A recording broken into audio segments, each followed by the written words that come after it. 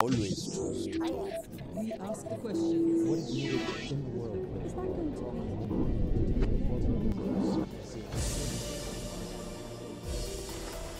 An Islamic Caliphate, a Caliph, terms now in the headlines, mostly thanks to this group, the Islamic State of Iraq and the Levant, or ISIL. As ISIL captures territory declaring their caliphate, minorities have fled and journalists have been beheaded. A stark contrast to the caliphate of the past, famed for tolerance. The ISIS do not represent Islam or any Muslim. That's causing a backlash among Muslims who see ISIL contradicting their religion and in contrast to past caliphates famed for tolerance. And try to stop this group. Over 120 Muslim scholars released a letter calling ISIL un-Islamic and their ideology a corruption of Muslim scripture. But some are listening more to this man than those scholars. Abu Bakr al-Baghdadi, the leader of ISIL, calls on Muslims to take up arms, and thousands of fighters from around the world have traveled to Syria and Iraq to fight for the self-declared caliphate.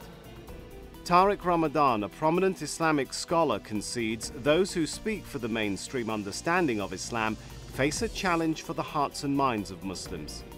Today on Talk to Al Jazeera, Tariq Ramadan explains why scholars are failing the Muslim world and how he sees the involvement of world powers and regional dictators. Thank you so much for talking to Al Jazeera. Let's start with the concept of a caliphate. In terms of mainstream Muslim thought for the last 1400 years and Islamic law, what is a caliphate supposed to be? Look, this is an important question because the concept of caliphate is very much rooted in the Islamic tradition. It has to do with a specific way of dealing with power, that the Muslims are going to have a leader, and this organization is going to be the Caliphate. It happened just after the Prophet, peace be upon him, passed away, and then this is the idea. So is he supposed to be a pope, the Caliph, for example? No, not at all. It has nothing to do with the religious representation. It has to do with political power. And the political power in Islam is perceived as having a religious legitimacy. But it's not a pope, it's not a religious structure, it's a political structure. Not a theocracy? It's not a theocracy. So the Caliph is not like a priest who has unchallenged powers? I mean, is it a civilian state? It sounds like what you're describing. That's exactly the point. The point is that we have a religious authority, but anything which has to do with politics in Islam should be decided by the people. So the one who is going to be leading should be chosen by the people who are followers. So it's something that we today know as the democratic process. From the very beginning in the Islamic tradition is a majority process where the majority of the people are choosing the one who is leading. And there is in the scriptural sources, in the hadith, a reference to caliphate as a reference. The point that we have to make here is that we know the principle, we don't know the model. The model could be historical. It could change depending on history, depending on specific situation. So the principle of having a leader should remain. The way it's going to be done should be thought throughout history depending on the situation. Well, it's interesting you said that he's supposed to be chosen by the people. So he is accountable to the people? Of course, and the first he can be removed by the people? Exactly, and the first who said this came just after the Prophet, peace be upon him, Abu Bakr as-Siddiq, who said, if I'm right, support me, but if I'm wrong, correct me. Correct me means today what we call the public opinion. The citizens should be there to support or to remove. So there is nothing like dictatorships or theocracy. So then how did we get from those principles you're talking to me about in Muslim sources, Muslim texts for hundreds of years, to now a group unilaterally declaring this is the Caliph, everyone come give your bay'ah or oath of allegiance to him, beheadings of journalists, minorities fleeing? I mean, it sounds very different from the principles you're talking about. Yes, and this is what... So is that a caliphate, what the ISIL It's not, and why it is not a caliphate. It's just people playing with politics, referring to religious sources. And this is why Muslim scholars, Muslim intellectuals, we have to be quite clear about this. We have to speak the truth and to be quite clear about the fact that if they are not representing what are the Islamic principles, many of the dictators of today are not representing Islam either. They have nothing to do with our principles, because our principles are clear. The one who is leading should be chosen by the people who are followers or citizens. So many countries are dealing with the West. They are not as bad as Daesh today, but they are bad. Daesh being ISIL, just to clarify Exactly. for our viewers. So this is one point. So the point for me is to say that we need to come to the point that we have a diversity of interpretations. One of the main problems among Muslims is interpretations. And interpretations means that you have to look at the overall message of Islam, not to take one verse or one prophetic tradition and to say, this is context, it. Exactly, right. and this is what they are doing. So they are distorting the whole message. So we have to respond to this by saying there is a diversity of interpretations, but there are interpretations that are anti-Islamic. And what you are doing, killing innocent people, implementing a so-called Sharia or the so-called Islamic State in the way you are doing it, this is against everything which is coming from Islam. What you are doing is wrong, and we should be courageous enough to say this to all the leaders that are betraying Islam today. You know why I'm saying this? Because many of the so-called leaders of today that we are talking to are in fact doing wrong and sometimes justifying these kind of reactions by people saying, you are wrong and we are right. Where does the yearning for a caliphate or an Islamic State come from? People ask, don't we have that in Saudi Arabia or Iran or the Islamic Republic of Pakistan and so on and so forth? What is missing? Is there a feeling amongst Muslims that something is missing in their political order?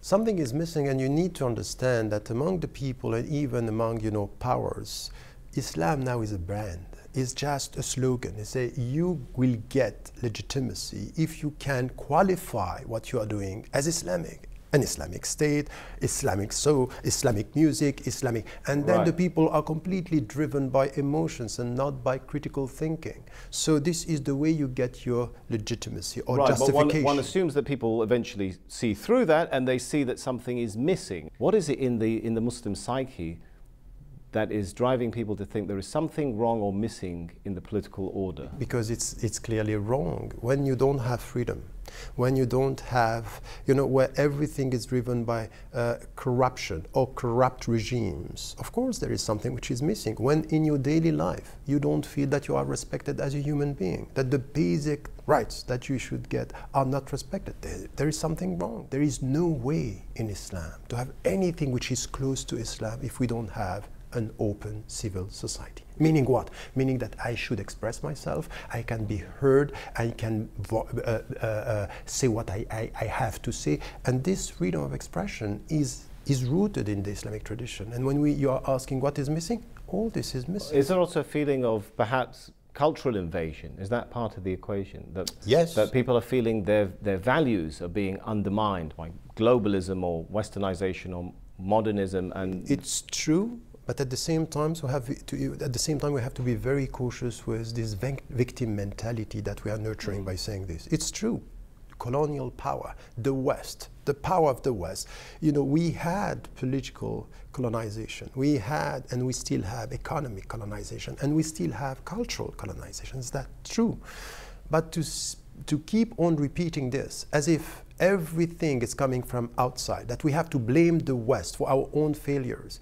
The main problems of Muslims are coming from the Muslims, from the Muslim majority countries. And then when we start to be critical, say we are going to speak out against all the dictators, we are going to speak out of some scholars. Some of the scholars who responded to Daesh today and speaking to the so-called Islamic State, saying this is wrong in right. Islam, they are the same scholars that are supporting dictators. Right. You are lecturing these people while we're going you to come are to doing that. this? I'm wondering though, the problems, now that we're talking about problems within Muslim countries, I'm curious to know whether you think the Arab Spring is addressing that, and whether perhaps there still is an Arab Spring. Wasn't that the idea a couple of years ago, that these popular sort of movements and revolutions are addressing those sorts of problems? I was criticized 3 years ago because I wrote a book, The Arab Awakening, saying, I don't buy this idea. There is no Arab Spring.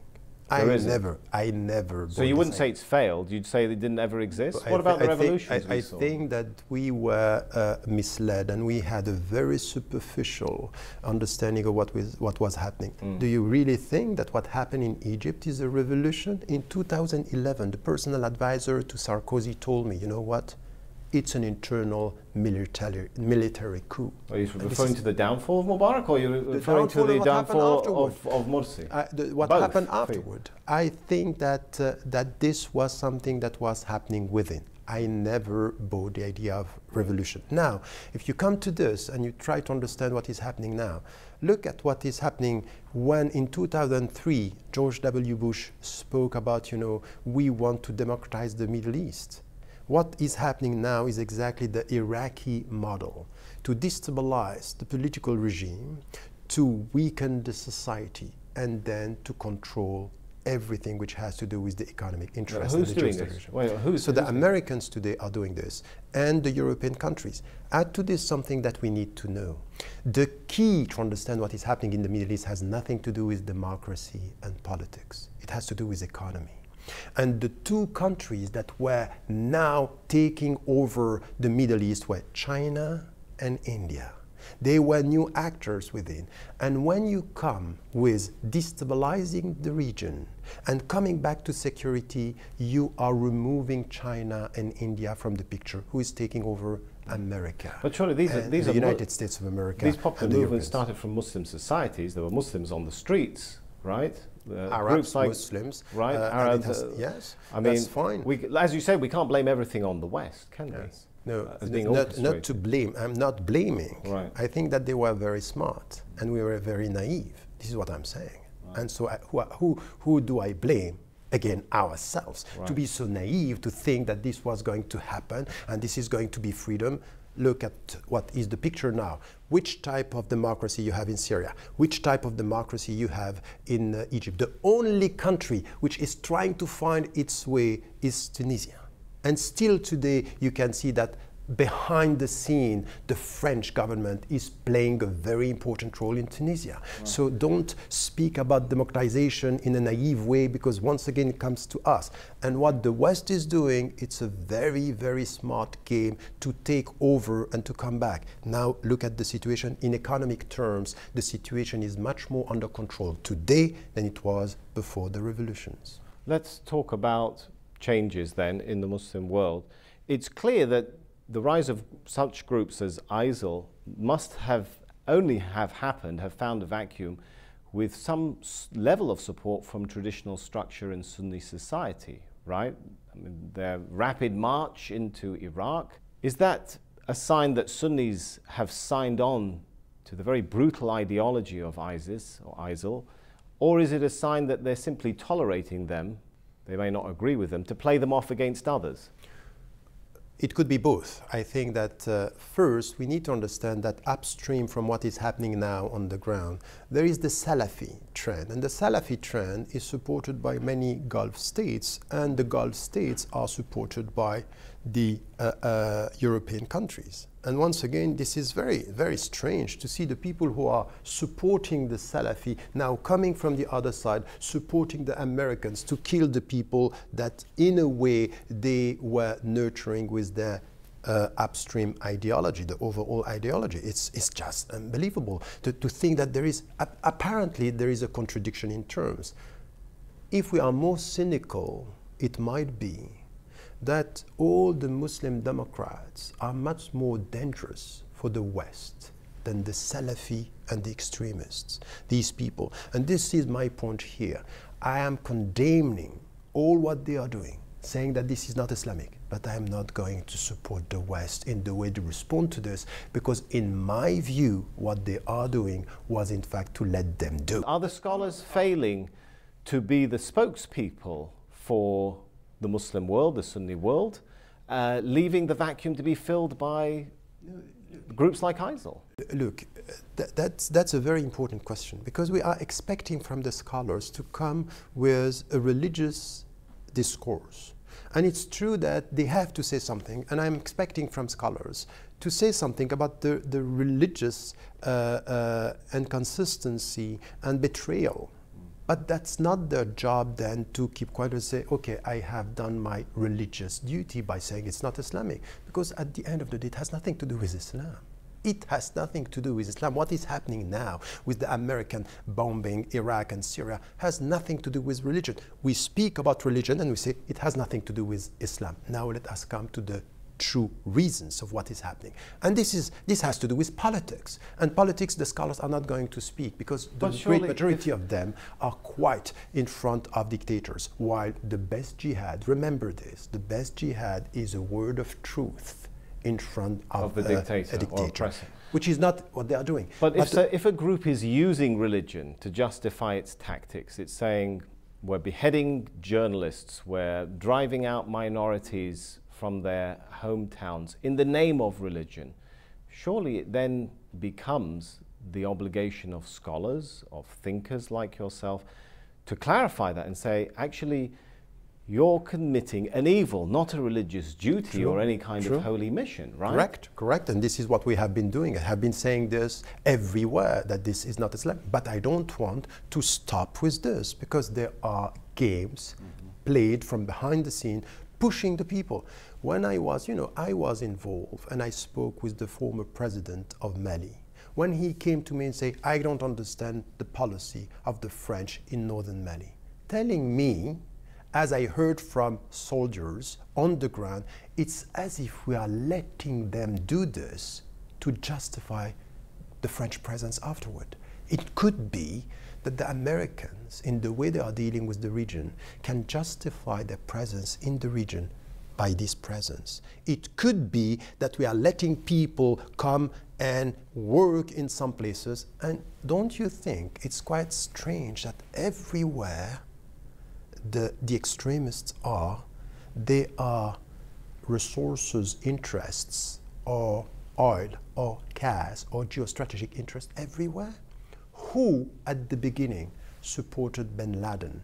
Who at the beginning supported what happened in Afghanistan, to come in Afghanistan and to tell us we like the Afghani people? No, that's not true. Right, but you like the lithium, you like the gas, and you like oil over there. This is what you like. So don't tell us you like their blood, you like their richness and their wealth. Surely it becomes even more of an obligation upon intellectuals and thinkers, though, to challenge that line of thinking, to challenge that narrative and the reality that we're living in. I mean, I'm wondering whether you feel that scholars have failed in a sense when you hear news like the one we heard about in August, a Saudi national, Abu Hajar al-Jazrawi, carrying out a suicide bombing in Syria and leaving a video message calling for war in Saudi Arabia, not only against the government, but also what he calls against the Saud family's rabbis and priests. He's calling for an attack against scholars.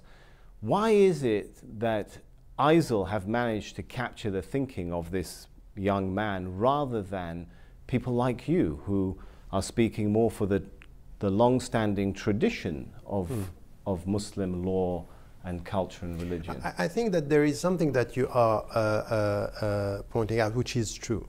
We are, in the Muslim majority countries as well as in the West, facing a crisis of authority in Islam. That's for sure. Is it because there's no pope? Because because we don't know how to manage with our diversity. We don't need a pope. We don't want it. We don't want a pope at all. What we want is to try to manage this diversity, accepted diversity in Islam. And this was the richness of our history, was scholars disagreeing but respecting each other. That in fact we are acknowledging that there is a diversity of interpretations. But to do this, first we have to be religiously equipped but politically aware. Because what you are saying, why is it, for example, that we see in the West, that we see in the United States of America, that we see governments supporting Salafi trends, people who are very literalist in their understanding? What evidence is there for that? That the governments in the West are supporting Salafist trends and it's all a big conspiracy to promote extremism here so that they can be in a more extreme response, a military response? It's not a big conspiracy, it's to study history. Okay? Get that. It's to study history. When we study history, we understand that some great powers were using people, and it happened in the West, it happened everywhere. You use people to justify afterward your own policy. This is what they are doing, and they are not so, we are not so naive, and they are quite smart, so we understand this. It's not a conspiracy. I'm always saying this. Anyone who is telling you there is no conspiracy is playing with conspiracy. There are conspiracies. And the first to do this are the great power. Just study Latin American reality and history, and you'll see how they were playing with people, how they killed some of the leaders. Now, when we come to Islam, we need to get this. We have to be religiously equipped and to understand that some trends apparently are against the West, but some of in the West are using these trends to justify their policies. So is there not a failure on the part of some Muslim scholars and thinkers that they fail to capture the heart of the Muslim street? Yes, because very often, you know, if you are humiliated every day, day in, day out, if you have no freedom in your society, and you have a scholar coming to you and say, you know what, Islam is about peace, Islam is about love, Islam is about spirituality, and he himself is supporting the dictator, at the end, this is the best way to have extremists coming. At the end of the day, our young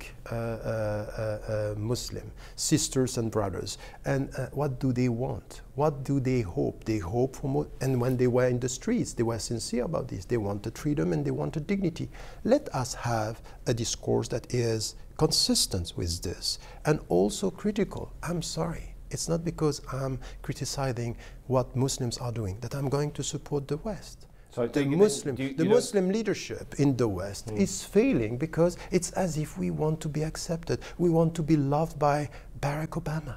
Barack Obama. So you don't support all the these military years, response to ISIL? No, that's not the answer.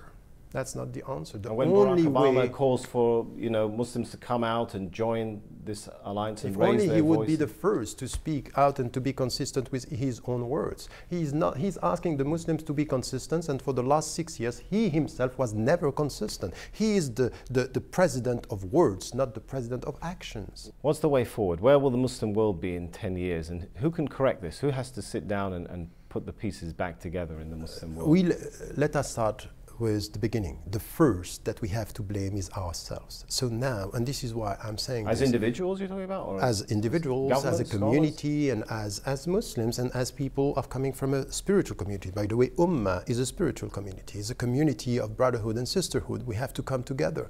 But we have to be self-critical. We cannot just sit down and blame the world. At the end of the day, what we need is more education, more political awareness, and more courage. Just to speak the truth. This is what we need now. And then also in Muslim majority countries. Look, for example, about what is happening in the Middle East. In the book that I wrote on Arab Awakening 3 years ago, I was saying one of the main problems that we have is the relationship between Shia and Sunni.